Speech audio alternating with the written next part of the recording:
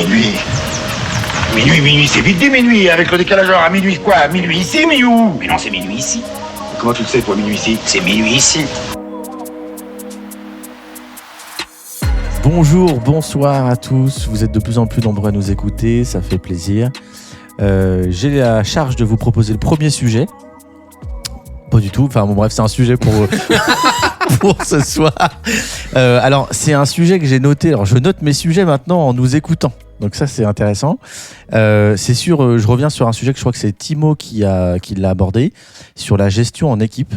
Mais j'aimerais qu'on revienne sur un point plus précis. T'as pas pu dire tout ce que tu voulais pendant ce moment-là. Ouais, peut-être, c'est possible. Ouais. Non, mais après, je pose la question, donc c'est vous qui allez vous exprimer. La question, c'est si vous deviez déléguer une tâche ou une mission, on va dire une mission plutôt globale, à une personne, comment aujourd'hui vous faites? Avec quels outils? Quelle est votre méthodo? Okay. Ou quelqu'un qui vous aurait confié une mission, qu'est-ce que vous amélioreriez? Enfin, pour moi, il y a un vrai sujet de management. Les gens ont du mal à déléguer, travailler avec les autres. C'est toujours mal fait, pas bien fait, pas comme je veux, je sais pas quoi. Ok, maintenant qu'on a fait ce constat et que que beaucoup se plaignent, on a quoi comme solution? On a quoi comme outil? Voilà, vous devez travailler avec. Je dis une personne parce que on n'est pas tous amenés avec 10, 20, 30 personnes, enfin peu importe, mais on est tous à un moment donné amenés à faire travailler au moins un prestataire ou un salarié. C'est quoi vos méthodes, vous, aujourd'hui, pour mieux faire ça? Mieux déléguer une tâche à une personne? C'est pas facile. C'est pas facile. Moi, je le fais dans des cas très précis. Dans mon activité immobilière, donc je fais de la gestion de biens Airbnb, etc. Donc, quand j'ajoute un nouveau bien, il faut que je redélègue la partie ménage, gestion du linge, etc. Donc, ça demande de refaire une visite du bien en physique. Et puis après, derrière, j'essaie de faire une checklist pour pas que la personne elle oublie des tâches qu'il y a à faire à chaque visite. Mais à chaque fois, ça demande un entretien physique sur les lieux. Et puis, au fur et à mesure, je me rends compte que des fois, il y a des trucs que j'ai zappés où il y a des petites spécificités liées au logement. Donc, je renvoie un message. Bon, en m'exprimant, je sais que c'est pas bien parce que c'est pas vraiment carré, tu vois. Mais c'est l'intérêt d'en discuter, c'est déjà pas mal. Je pense que c'est déjà pas mal, mais on se rend compte qu'il y a plein de choses à faire. Ouais. Par contre, j'ai dans mon outil ClickUp, j'ai une page dédiée. Alors ça dépend avec qui je travaille, mais sinon, je donne un accès libre et j'ai toutes les informations. Genre les numéros, les codes d'accès, etc. Je sais pas. Fiche contact, récap, etc. Ouais. Quoi. Un peu de documentation globale, quoi. Ouais, j'essaie de centraliser. Ouais, donc t'as quand même un outil qui centralise des informations quelque part, du coup. Ouais. Tu vois l'inventaire du linge, enfin tous les trucs un peu à la con par rapport à cette activité-là. On aborde déjà un sujet.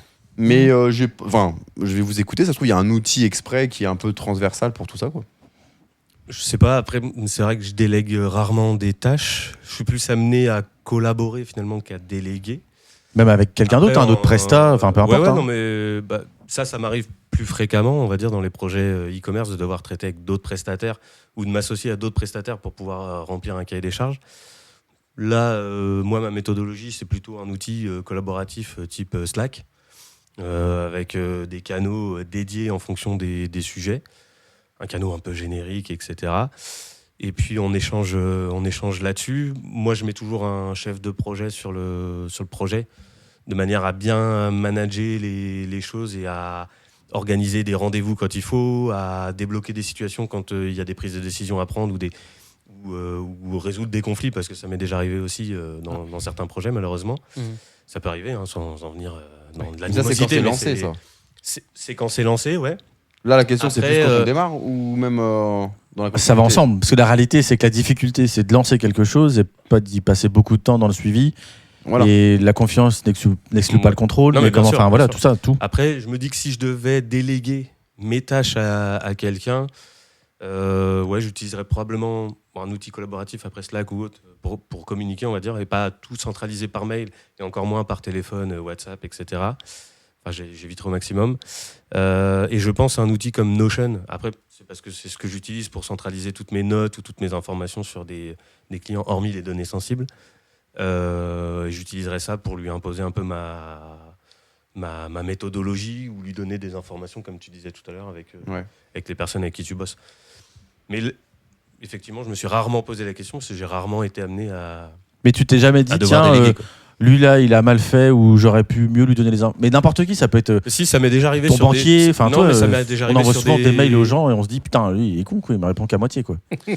Ouais, Mais des fois, ils c'est sont possible, vraiment mais cons, ils répondent même qu'à avec moitié. des clients, hein, ça m'est déjà arrivé de me dire il a pas dû comprendre la consigne. Et après tu dis bah oui, peut-être merde, j'aurais peut-être dû lui faire un dossier ou un truc avec. Je pense que ou même une souvent vidéo. dans l'énoncé on n'est pas très on se rend compte qu'on n'est pas j'ai des très vidéos complet. aussi maintenant, tu vois, que je donne Ouais. à certains clients, notamment sur Shopify. En fait, si tu veux, je suis parti du principe chaque Vidéo fois qu'on te tuto. demande, non mais un peu un genre de tuto, mais si tu veux, à chaque fois qu'on te demande de débloquer une situation et que tu interviens dans le back-office, que tu fais des éléments, au bout d'un moment, tu le filmes, et puis en fait, ce qui a servi à un client peut servir à d'autres. Ouais, tout à fait. Ouais. Donc, et des fois, il n'y a pas forcément de vidéo explicative. Ok. Donc je m'arrête là parce que sinon, je vais encore mettre un tunnel à tout le monde. Là. Non, t'inquiète. J'allais dire Eden. On n'a plus de temps là. si, c'est bon. Le temps de parole est respecté. Ouais. Moi, j'ai pas de. C'est choquant. Non, mais franchement, ça dépend. Alors, moi, je travaille pas avec des partenaires en particulier. Si ce n'est ce que tu as déjà évoqué, un Slack, un truc, ça fonctionne très bien, hein, finalement, un outil collaboratif. Moi, j'ai une particularité, notamment sur le podcast. Il y a un truc que j'aime bien faire, c'est mettre en Google Drive les documents partagés. Je trouve que c'est vachement bien parce que ça évite d'avoir des versions de PDF en fait X12, tu vois. C'est chiant d'avoir à traiter en fait des mises à jour de documents par mail. Du coup, avoir un seul document référence, je trouve ça bien. Que tu partages, donc ça se fait de plus en plus. Malheureusement, la difficulté, c'est que souvent dans les outils, il faut créer des comptes. Et t'as pas un accès en fait via mot de passe, un truc assez simple finalement.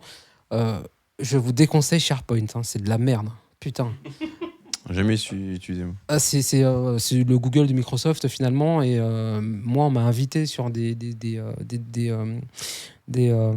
espaces partagés. Et une fois sur deux, j'avais plus accès au truc, donc il fallait que je redemande en fait à nouveau l'accès. C'est une galère, c'est chiant quoi. Par contre, j'ai pas ce problème-là sur Google. Et puis il y a d'autres outils, par exemple sur du podcast, que je trouve vachement bien. Ça permet à la personne d'écouter en fait l'épisode et de pouvoir l'annoter. Voilà, sur la timeline. Je trouve que c'est vachement bien. Ah, sur la timeline direct. Ouais, direct. Pas mal. Direct. Moi, pour moi, c'est comme ça qu'en fait, que je travaille avec des gens qui sont externes aussi.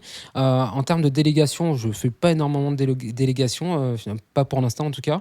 Mais j'ai prévu, en fait, alors c'est pas forcément du Notion, mais pareil, en fait, en document sur lequel je dis, voilà, Dojo Digital, ce que c'est, voilà, un peu la philosophie, la culture, quoi. Voilà.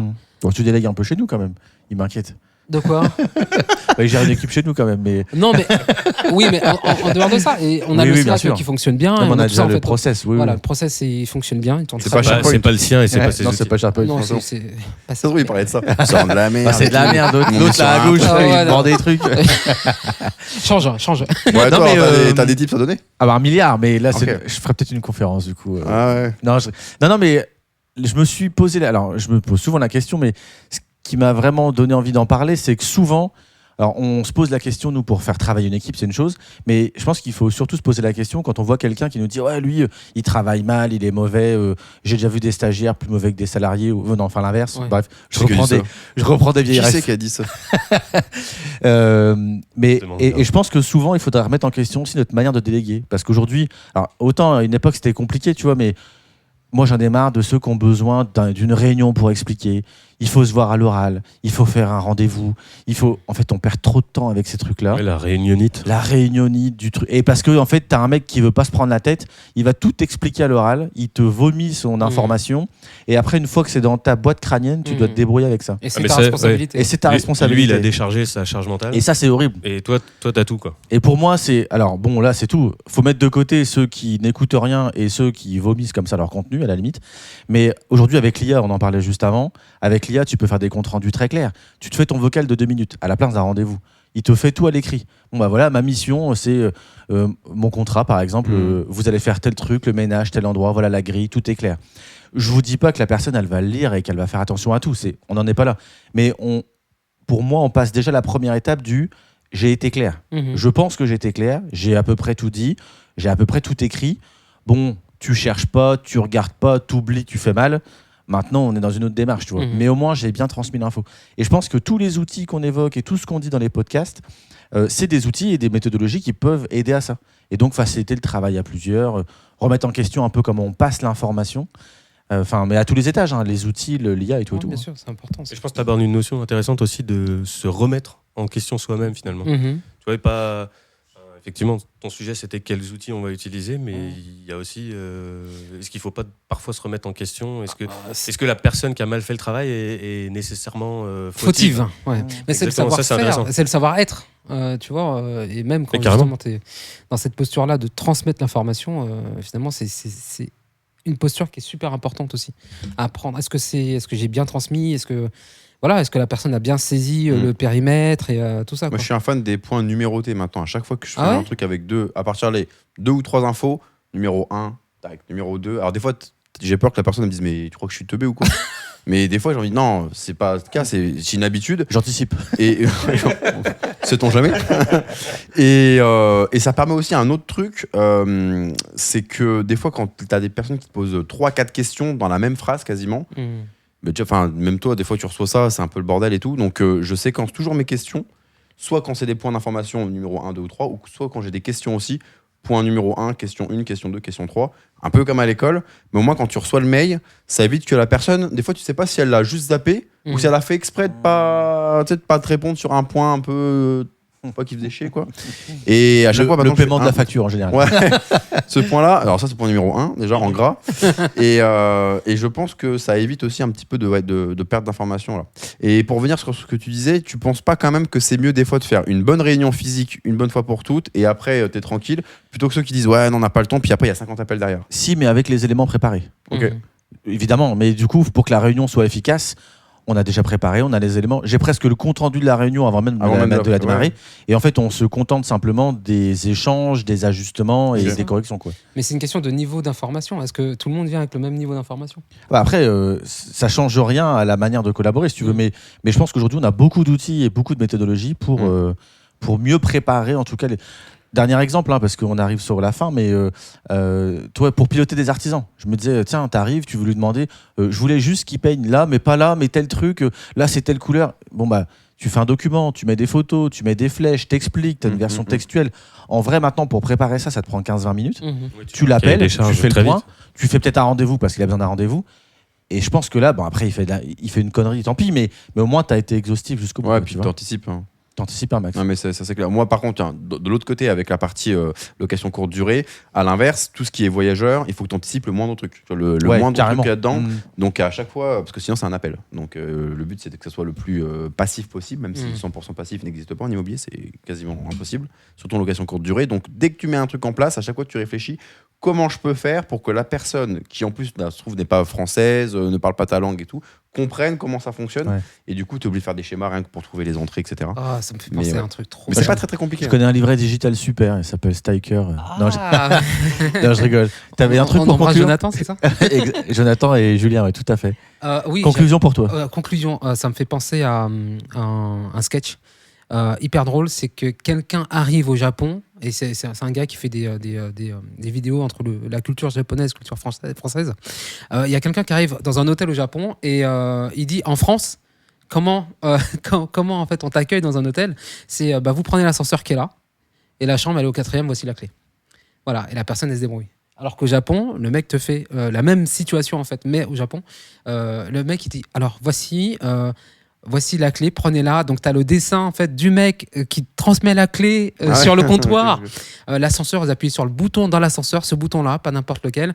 Et ensuite, vous allez arriver à l'étage. Et en fait, il te fait des détails, quoi. Et c'est hyper drôle. Et c'est pour montrer qu'il y a des gens qui sont hyper processés, notamment au Japon, ils sont très machin. Alors qu'en France, c'est un peu différent. Ça fait... Je m'attendais à une chute, je suis déçu. je veux la vraie blague. Non, mais il faudra aller le voir surtout. Ça marche. Bon, merci, on y reviendra, on pourra parler. Alors, on a vu différents cas et différents secteurs où on pourrait appliquer tout ça. Donc, on pourra en reparler. Merci, messieurs. Bonne soirée à tous. Bonne soirée, bonne nuit, bonne écoute. À bientôt. À bientôt. Ciao. À bientôt. Ciao.